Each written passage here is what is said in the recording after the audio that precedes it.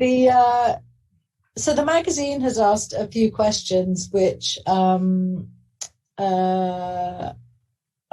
think I will pop to. Just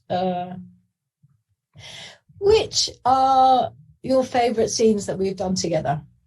They ask across any of the seasons. Yeah, let's say. Although I guess we have to be a little bit careful with season 3 because spoilers and stuff. Yeah. I mean, still one of my favourite scenes to this day is the scene with me, you, and Connor out on the balcony we all smoking a joint. that still makes me smile thinking about it.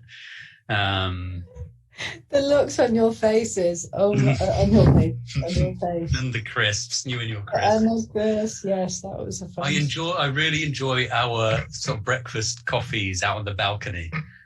They're always nice, and somehow we always get like gorgeous sun coming in. They time it perfectly. And the odd helicopter. Or a Chinook flying past. Yeah. And then some drones taking pictures of us without us knowing. Oh, God. Yeah. Or the leaf blower. Remember the guy leaf blowing? Oh, I swear to God, on purpose, across the river, every single time we were shooting outside. There are no leaves on the lawn. Yeah. He's just tired of... he sees us setting up, he's like, all right, time to blow some leaves. Yeah. And then someone has to go and run down the valley to go and I know, cross the river. Cross the river, swim. Yeah. I like our sofa scenes. You know, we end up plonking down. Those end up being really intimate, sweet. I mean, starting with that, I've noticed you've been pretending to masturbate. But we've had a few. Yeah, they do. They are. We don't get that many scenes where Gene and Otis really bond. And well, not that they don't bond, but then they're not kind of. There's not some tension. It's nice. I feel like season 3 we had more of them. I feel like there was a bit more. And it feels like the sofa is the apology sofa, or the place where we reconnect after we've been going in opposite flash towards a bit. Yeah. It was nice to see Otis be a bit more supportive of Gene this season. For a change. Well, there's a bit of a journey there. Yeah. I mean, one of the questions that the magazine has asked is about what happens to the dynamic when when Jean is pregnant and Ola and Jakob move in, and I mean we address that in the third set. That is a good portion of what we're looking at. Or am I getting confused? Have we already done that? Did that already happen in season 2? There was a bit of that in season 2, and then it's sort of then we get a bit of deja vu in season 3, but now it's even more like it's even realer. Yes, because now Ola's living there rather than her just being my girlfriend. Yes, and I'm fully pregnant. She's a strange family dynamic with all the history, and understandably causes some tension. Yeah, it's such a great. Dramatic device, isn't it? I mean, very clever. That's another one actually of my favorite scenes is the Monopoly scene from season 2, and just the where you topple the board. You can literally feel the tension in the air. So good. And Jakob's just so indifferent to it, so cool as a cucumber. Yeah. Nice. Do you recall if we've ever had a scene where we couldn't stop laughing? Well, we couldn't stop laughing. I don't know. I'm not sure if we have. Never to a sort of... Never so much that it's become kind of... That's not funny anymore. Yeah.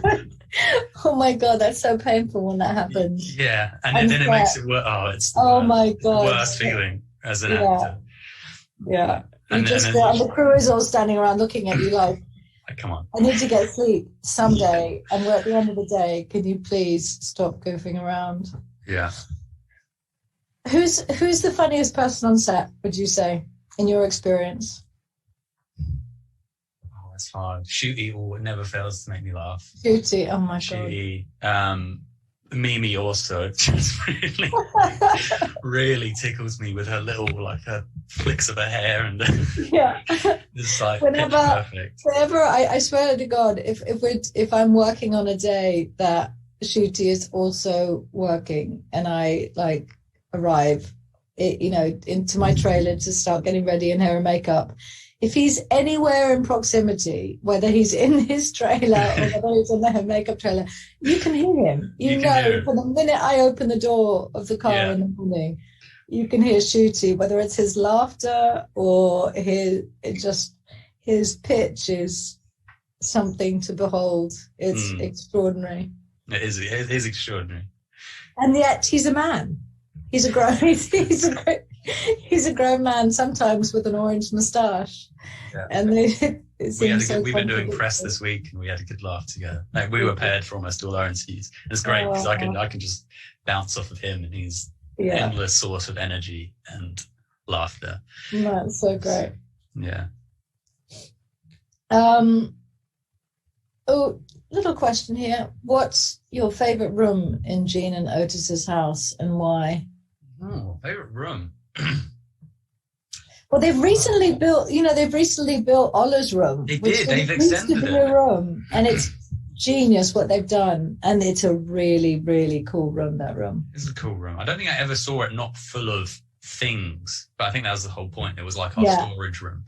But they do everything. The amount of detail they put into that house, everywhere you look, you're finding a phallus of sorts.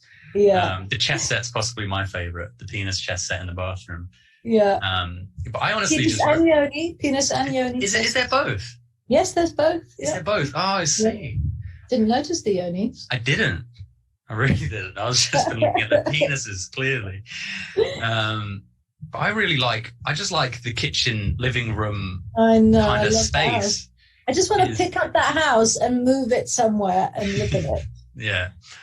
Yeah. People, you know how the exterior cottage is on Airbnb, and obviously now that people know the show, they can charge an extraordinary amount of money for people to come and stay in the sex ed house. I didn't know that. Everyone who goes there is suddenly really disappointed because the inside is nothing like the inside of the show, and the inside is actually.